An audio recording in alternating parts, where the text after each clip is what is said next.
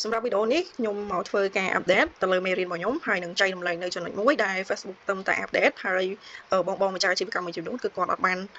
ដឹងអញ្ចឹងណាថា Facebook វាធ្វើការអាប់ដេតបែបណាអញ្ចឹងឥឡូវនេះគឺខ្ញុំនឹងបង្ហាញអំពីចំណុចដែល Facebook អាប់ដេតទៅលើ page អញ្ចឹងកុំឲ្យខាត់ពេលយូរយើងទៅទស្សនាពីការអាប់ដេតវាទាំងអស់គ្នាជាដំបូងគឺបងចូលមកកាន់ page បងអញ្ចឹងអ្នកលក់អនឡាញទាំងអស់ឬក៏បងដែលមាន page ឯហ្នឹងគឺគាត់មានគោលដៅពីរទី1គឺគាត់បង្កើត page ដើម្បីរកលុយហើយមួយទៀតគឺគាត់បង្កើត page ដើម្បីធ្វើអាជីវកម្មមានន័យថាបង្កើត page ដើម្បីលក់ online ផ្សេងៗអញ្ចឹងទៅហ្នឹងហើយអញ្ចឹងវាឥឡូវហ្នឹងគឺខាង Facebook គេ update ជា2 option ឲ្យយើងជ្រើសរើសតើ page របស់យើង focus ទៅលើការរកលុយពី Facebook ឬក៏យើងជាអ្នកលក់ online business អីផ្សេងៗអញ្ចឹងទៅអញ្ចឹងបើសិនក្នុងករណីដែល page របស់បងជា page មួយដែលបង focus ទៅលើការលក់អីផ្សេងៗអញ្ចឹងបងត្រូវតែ select កន្លែងណាហើយបើសិនជាក្នុងករណីដែលបងចង់រកលុយតើយើងគួរតែ set up បែបណាបើសិនជាយើង set up ខុស page របស់បងនឹងអត់ set up ត្រូវគឺទី1បើសិនជាបង page ហ្នឹងចង់រកលុយក៏វាអត់អាចរីកបានដែរបើសិនជាយើងក្នុងករណីយើងដាក់វាទៅជា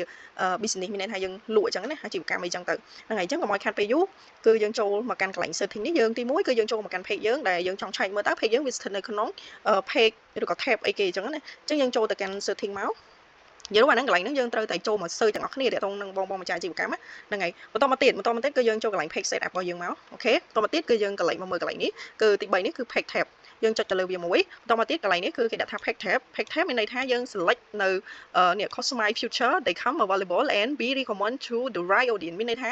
យើងអាច set up បែបហ្នឹងដើម្បីឲ្យខាង Facebook ហ្នឹងគេដឹងថាអូគោលដៅរបស់យើងគឺធ្វើអីដើម្បីឲ្យគេអាច recommend មានន័យថាណែនាំទៅដល់ audience គឺអតិថិជនរបស់យើងឲ្យបានត្រឹមត្រូវឧទាហរណ៍ថា page របស់ខ្ញុំគឺខ្ញុំអត់ចង់រកលុយជាមួយនឹង Facebook ទេអញ្ចឹងខ្ញុំអាច select នៅពាក្យថា business នេះបានហ្នឹងហើយ both for business that sell product or service non profit and other organization ហ្នឹងហើយកន្លែងហ្នឹងគឺគេយើងបើសិនជាអាជីវកម្មយើងឬក៏ page របស់យើង focus ទៅលើការលក់ដូចជាលក់ online ផ្សេងៗហ្នឹងយើងអាចចុច select tab នេះបានហ្នឹងហើយបន្តមកទៀតគឺទី2គឺតកតនឹង creator គឺអានេះបើសិនជាយើងជាអ្នករកលុយជាអ្នកបង្កើតមាតិកាហ្នឹងគឺយើងអាចយកកន្លែងទី2នេះបានអញ្ចឹងណាអញ្ចឹងពេលដែលយើងចុច select នៅកន្លែងនេះហើយយើងធ្វើការ change វាមានន័យថា7ថ្ងៃក្រោយបើសិនក្នុងករណីដែលយើង